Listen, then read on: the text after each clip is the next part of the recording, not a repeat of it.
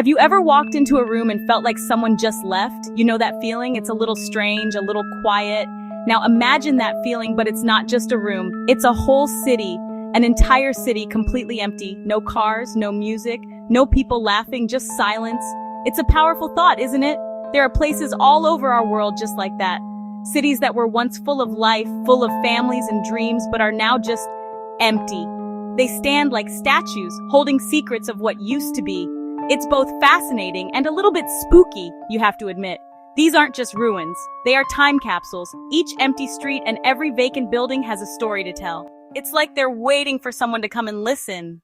Our first destination takes us to Eastern Europe, to a place called Pripyat in Ukraine. This city wasn't just abandoned, it was evacuated in a hurry. In 1986, the nearby Chernobyl nuclear power plant had a catastrophic accident. It was one of the worst nuclear disasters in history. The people of Pripyat, nearly 50,000 of them, were told they would be leaving for just a few days. They packed light, expecting to return home soon, but they never did. The city was sealed off, a silent victim of an invisible enemy radiation. Today, Pripyat is a haunting sight. Nature has completely taken over. You can see the famous Ferris wheel in the amusement park, which was supposed to open just days after the disaster. Schools are still filled with books and children's gas masks left behind in the rush to escape. It's like a photograph of a moment in 1986. Let's travel all the way to Japan now, to an island off the coast of Nagasaki. It's called Hashima Island, but most people know it by its nickname, Gunkanjima, which means Battleship Island. And when you see it, you'll understand why. It's a small, rocky island completely covered in tall, concrete apartment buildings and structures. For almost 100 years, this island was a bustling coal mining community. It was one of the most densely populated places on Earth at its peak. In 1974, the mine was officially closed and everyone had to leave. The island that was once so full of noise and activity fell completely silent. Today, Hashima Island is a maze of crumbling concrete. You can see inside the apartments where families once lived. Old black and white televisions, bottles, and furniture are still there, covered in dust and decay. The island was closed to the public for a long time because it was too dangerous, but now parts of it are open for guided tours. It was even a filming location for a James Bond movie, which is pretty cool. Okay, let's leave the ocean behind and head to the dry, dusty landscape of the American West. We're going to Bodie, California. This isn't just any ghost town. It's one of the best preserved ghost towns in the United States. In the late 1800s, Bodie was a booming gold mining town. It was the definition of the Wild West. Imagine dusty streets, saloons with swinging doors, cowboys and gold prospectors. At its peak, Bodie had about 10,000 residents, dozens of saloons, a notorious red light district, and a reputation for being a rough and lawless place. Like many mining towns, Bodie's fate was tied to its gold. When the gold started to run out, people started to leave. A couple of major fires destroyed large parts of the town, and by the 1940s, it was almost completely deserted. What makes Bodie so special today is that it's preserved in a state of arrested decay. When you visit, it feels like you've stepped back in time. You can peek into the windows of houses and see tables still set for dinner. The general store is stocked with old cans and boxes on the shelves. The schoolhouse has books on the desks, and the church still has its pews. It's an incredibly authentic glimpse into life in the 1800s. Let's fly across the Atlantic now, all the way to the beautiful country of Italy. High on a hilltop in the southern region of Basilicata sits the stunning ghost town of Craco. This place looks like something out of a fairy tale. It's a medieval village with stone houses, a castle, and a church, all clinging to a steep, dramatic cliff. For over 1,000 years, people lived here, farming the surrounding land and building a life in this breathtaking location.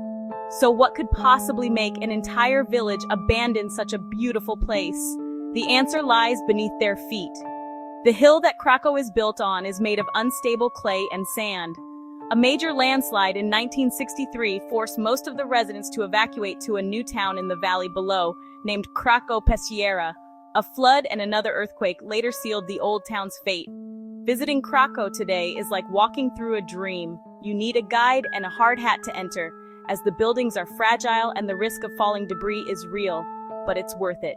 You can wander through the silent, narrow streets, past empty homes where you can still see faded paint on the walls. The church stands with its roof caved in, open to the sky. The Norman tower of the castle still stands guard over the silent town. Our next stop takes us to a truly unique and surreal landscape. We are heading to the continent of Africa, to the Namib Desert in Namibia. Here, buried in the sand, is the ghost town of Kolmanskop. In the early 1900s, a railway worker found a sparkling stone here. It turned out to be a diamond, and it wasn't just one. The area was so rich with diamonds that people could literally find them on the surface of the sand, especially after a windstorm. This sparked a massive diamond rush, and a town sprang up out of nowhere. Kolmanskop was built to be a little piece of Germany in the middle of the African desert. The miners became so wealthy that they built incredible homes with German-style architecture. They had a hospital with the first X-ray machine in the southern hemisphere, a grand ballroom, a theater, a casino, and even an ice factory to make ice for their drinks. After World War I, the diamond field started to deplete. Then, in the late 1920s, an even richer diamond deposit was discovered further south along the coast. The miners and their families packed up and left Kolmanskop, chasing the next big find. Today, Kolmanskop is one of the most photographed ghost towns in the world. The image of sand dunes filling up the elegant houses is unforgettable. You can walk through rooms where the sand is knee-deep, pouring in through broken windows and doorways. Our journey now takes a more somber turn. We are going to a small village in France called Oradour-sur-Glane. This is not a ghost town because of natural disasters or economic decline. This place is empty because of a terrible act of violence during World War II. On June 10, 1944, just 4 days after the D-Day landings in Normandy, a Nazi Waffen-SS company entered the peaceful village. For reasons that are still not entirely clear, they committed a horrific massacre. They murdered 643 residents, including women and children, and then they burned the village to the ground. After the war, the French president Charles de Gaulle made a decision. He ordered that the original village should be left exactly as it was after the massacre. It would be preserved as a permanent memorial and museum. When you visit the ruins today, it is a deeply moving experience. You walk through the silent streets, past the burned-out shells of homes and shops. Rusted cars from the 1940s still sit where their owners left them. The church, where many women and children were killed, stands with its roof gone and its bell melted from the heat of the fire. Signs throughout the village say, "Souviens-toi, remember." Oradour-sur-Glane is not a place of mystery, but a place of memory. For our next stop, we're heading to the Mediterranean island of Cyprus, to a place that was once the playground of the rich and famous. We're going to Varosha, a southern quarter of the city of Famagusta. In the early 1970s, Varosha was one of the most popular tourist destinations in the world. It had beautiful sandy beaches, crystal clear water, and dozens of modern luxury high-rise hotels. Celebrities like Elizabeth Taylor and Brigitte Bardot loved to vacation here. Everything changed in the summer of 1974. Following a coup d'etat, Turkey invaded Cyprus and the island was divided. As the Turkish army advanced towards Famagusta, the entire population of Varosha fled in panic. They thought they would be gone for a few days at most. But the Turkish military fenced off the entire district, and it has been a forbidden military-controlled zone ever since. No one has been allowed to return. Varosha became a ghost town overnight, trapped in a political time warp. For decades, you could only look at it from a distance. You could see the high-rise hotels lining the coast, slowly decaying. Nature started to take over, with sea turtles nesting on the deserted beaches. In 2020, parts of Varosha's beachfront were open to the public for the first time in 46 years. People can now walk or cycle along a designated route and see the ghostly hotels and abandoned streets up close. And just like that, our journey through the world's most captivating ghost cities comes to an end. We've walked through the radioactive streets of Pripyat, climbed the concrete fortress of Hashima Island, and felt the Wild West dust of Bodie. We've seen medieval beauty in Craco, desert sands reclaiming diamonds in Kolmanskop, and a village in France that serves as a solemn reminder of the past. We've even peeked into a glamorous beach resort frozen in time in Varosha. Each place so different yet all connected by a powerful silent story. These cities are more than just empty buildings and quiet streets. They are like giant history books with their pages open for us to read.